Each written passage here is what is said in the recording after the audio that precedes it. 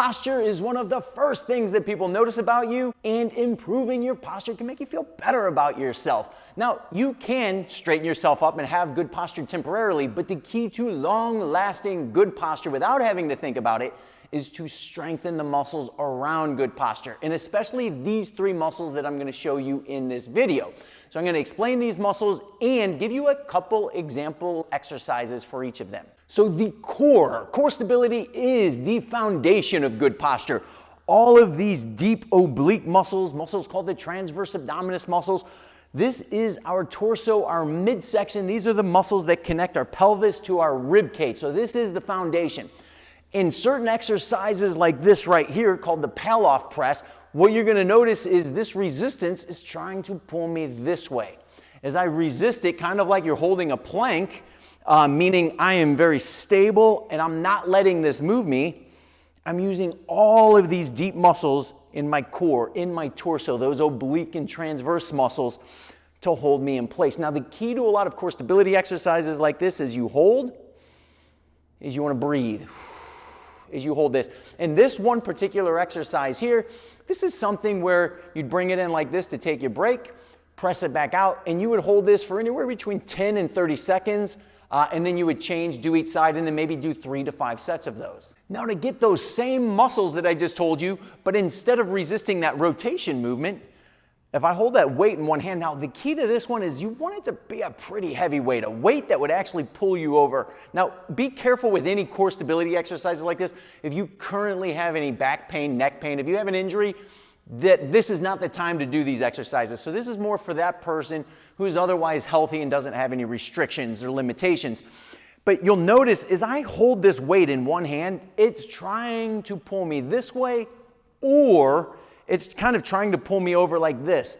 So as I keep my shoulders pulled back, I keep my chest upright, and I keep tall, because it's trying to pull me down, I'm using all of these muscles that help keep me upright. And then the key to this exercise is walk a straight line. As I hold a nice heavy weight and I walk a straight line, because the weight's trying to pull me this way when I have a heavy weight. So you walk that straight line, you'd go down and back, and then of course, you'd set it down with good form, pick it up, do the other thing. Now it's trying to pull me this way. All these muscles are going to engage to keep me upright. It's going to try to pull me this way. I'm here. So these are called the suitcase carries, as if you're carrying a suitcase. And the key to this one, walk down and back. Get that core nice and strong. This next exercise is called a Z press. Now this is getting all of those backstrap muscles. They're the muscles called the erectors because they hold us upright. When you sit down like this, there's this tendency for our pelvis to want to tilt this way, and when we do that, our entire spine wants to round like this. So a lot of people sit with slouched posture like this here. When you sit and you force yourself to be tall, chest up, and you get tall like this, ideally with this exercise I'm about to show you, you want your knees straight. Now I always kind of joke and say, well, I've got long femurs. There's another way of saying you got tight hamstrings. So for some people, you might need to bend just a little bit in order to keep yourself up tall. But if you can keep those knees down and stay tall, that's where you want to be. Just being here and then reaching your arms up overhead, I think this is called a staff pose in yoga, you're getting all of those erector muscles, your backstrap muscles that help keep you upright. When you add a little bit of resistance, in this case, this Z press here, and I'm tall, I'm not here, I'm tall, and I'm pressing weight overhead.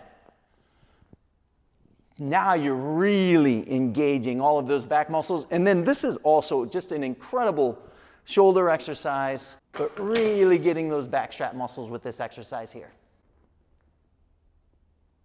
So this next exercise, it's kind of a chair pose in yoga or a modified chair pose.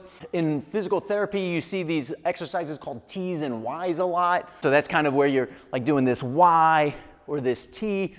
But anytime you kind of hinge your hips back, your chest is somewhat facing this way here, but you could even be in a squat. But when you do this here, and then you bring your arms up over your head and reach, and the key to this one is you don't want to be here. You want to really elbow straight and reach. And reach. Try to get your arms up in line with your ears. And as you're reaching like that, the same idea, you're getting all of those erector muscles, those backstrap muscles.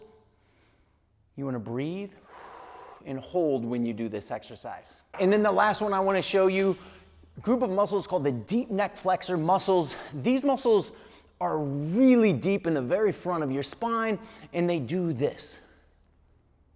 So a lot of us, we have a head that goes forward. This is a really common postural dysfunction where the head comes forward, and the deep neck flexor muscles are the ones that we want to engage a little bit more. So we want to get that chin tucked. These are those chin tuck exercises. And a great way to engage these muscles, because they do this here, to resist it is as if I was going to press into my hand, like as if I was going to press my head this way here. But you don't let that happen. You keep that chin tucked, give some resistance. And it's just a nice way to activate the deep neck flexors.